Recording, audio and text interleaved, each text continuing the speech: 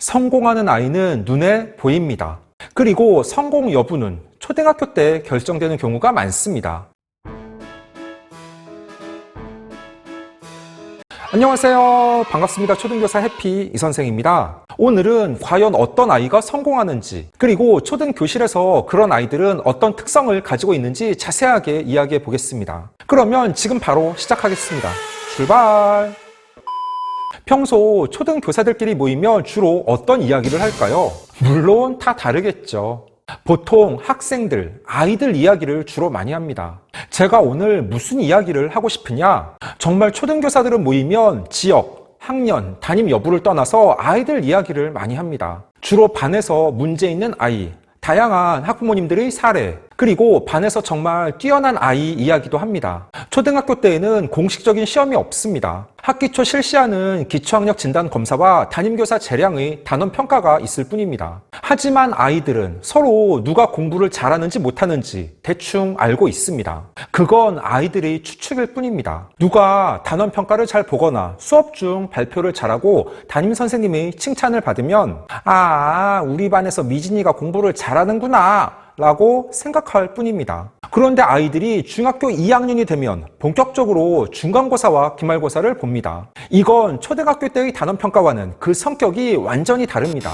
초등의 단원평가는 담임교사의 재량이기 때문에 그 반의 아이들만 시험을 봅니다. 그리고 문제도 크게 어렵지 않습니다. 초등에서 단원평가를 보는 주된 목적은 아이들의 등수, 석차를 알아보기 위한 것이 아니라 그 단원에서 배운 내용을 얼마나 이해하고 있는지 파악하기 위함입니다. 그래서 문제가 쉽고 조금만 공부하면 누구나 잘 풀 수 있습니다. 하지만 중학교 2학년 때부터 보는 중간고사와 기말고사는 학교 차원에서 실시하며 같은 학년의 모든 아이들이 동시에 시험을 봅니다. 당연히 문제가 어렵고 시험 범위도 넓으며 기말고사에서는 전교 석차까지 다 나옵니다. 이건 막연하게 초등에서처럼 누가 공부를 잘하고 못하는지 짐작하는 게 아니라 아예 전교 1등부터 꼴등까지 등수가 나오는 것입니다. 초등학교 때 공부를 잘하던 아이들이 중학교 2학년 때 시험을 본 후 멘붕을 겪는 사례가 제법 많습니다. 왜 그럴까요? 초등학생들은 부모님이 짜주는 스케줄에 의해 학원을 다니며 문제집을 풀고 학교를 다녔습니다. 아이가 부모님의 의도대로 잘 따라주고 학교와 학원을 무리 없이 다니니 우리 아이가 잘하고 있다고 생각한 것입니다. 그런데 중2 때 다른 아이들과 함께 경쟁적인 중간 기말고사를 보고 그 결과를 받으면 깜짝 놀라는 경우가 많습니다. 우리 아이의 성적이 부모님의 기대처럼 높지 않고 아이도 본인의 점수에 실망하고 놀라는 것입니다. 그런데 초등교사의 눈에는 이 아이가 앞으로 어떻게 성장해 나갈지 대략적으로 보입니다. 정말 그렇습니다. 실제로 학교에서 아이들이 생활하는 모습을 보며 저 아이는 나중에 중학교와 고등학교에 가서도 잘 성장해 나가겠구나. 아주 흐뭇해. 이 아이는 정말 이러면 안 되는데.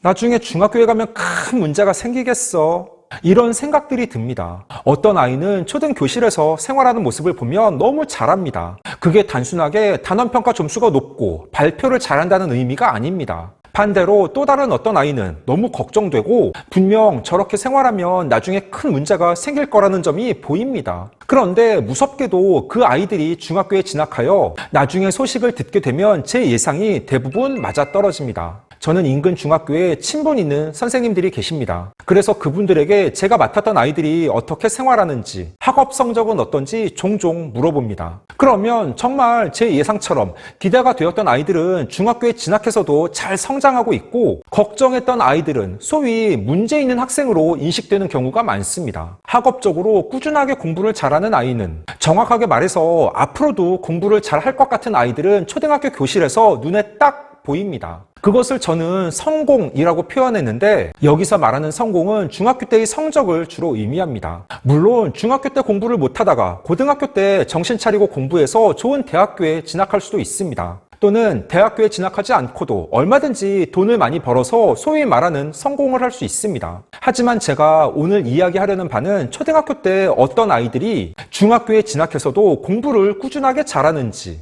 초등교사는 아이들의 어떤 점을 보고 그렇게 예측하는지를 이야기해 보려는 것입니다. 구독, 좋아요 눌러주세요.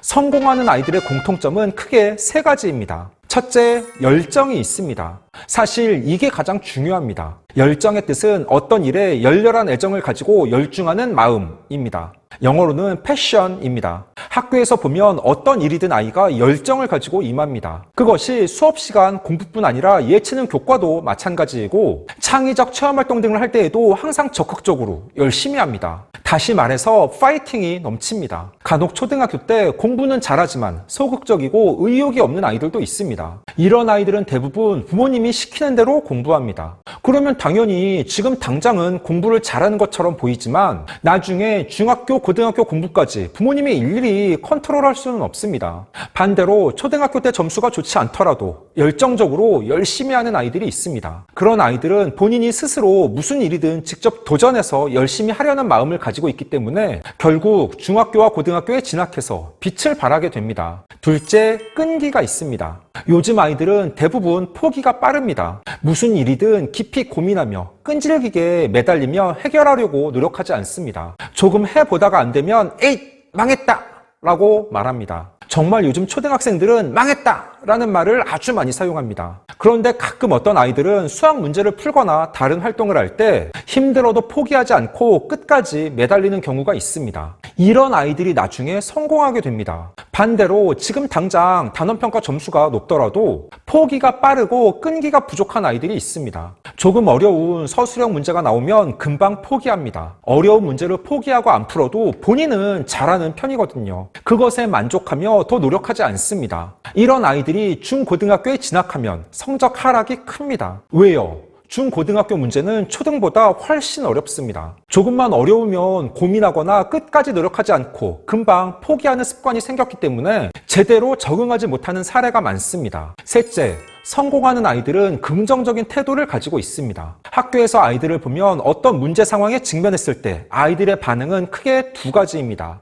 에휴, 거봐, 역시 나는 안 돼. 라고 부정적인 반응을 보이는 아이들이 다수입니다. 하지만 일부 아이들은 힘들고 어려운 상황에서도 긍정적인 태도를 견지합니다. 괜찮아요. 다시 노력하면 돼요. 그래도 저는 최선을 다했으니까 후회는 없어요. 대부분 초등학생들은 체육 수업을 가장 좋아합니다. 아이들은 움직임 욕구가 강한데 체육은 피구, 축구, 발야구 등 몸으로 움직일 수 있고 재밌으니까요. 체육 수업 중에서도 특히 아이들이 가장 집중하고 재미있어 하는 건 다른 반과의 시합입니다. 단순한 친선 경기라도 아이들은 정말 목숨 걸고 경기합니다. 그 시합에서 우리 반이 이기면 괜찮은데 질 경우에는 난리가 납니다. 야, 너 때문에 졌잖아.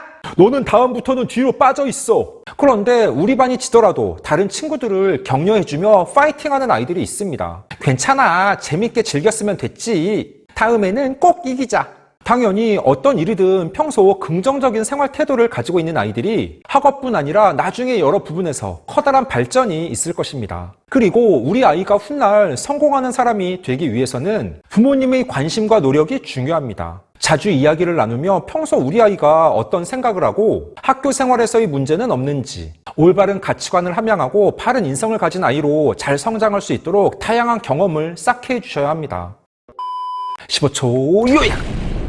오늘은 성공하는 아이는 눈에 보입니다 라는 주제로 이야기해 봤습니다. 오늘 제가 말한 성공의 기준이 무엇인지 다소 애매할 수도 있습니다. 그런데 아이가 제대로 성장하기 위해서는 오늘 제가 말씀드린 세 가지 조건, 첫째, 열정이 있고, 둘째, 끈기가 있으며, 마지막 셋째, 긍정적인 태도를 가지고 있어야 합니다. 이건 단순하게 초등, 중학교 때 성적이 높은 아이의 특성이 아니라 나중에 성인이 되어서도 꼭 필요한 덕목입니다. 우리 아이들이 이러한 세 가지 조건을 갖춘 아이로 잘 성장해 나갈 수 있도록 부모님들이 학습 측면뿐 아니라 정서, 행동적 측면에도 많은 관심을 갖고 도움을 주시기 바랍니다. 오늘 준비한 내용은 여기까지입니다. 앞으로도 보다 더 유익하고 재미있는 영상을 가지고 꾸준하게 계속 찾아뵙도록 하겠습니다. 이상 초등교사 해피 이선생이었습니다.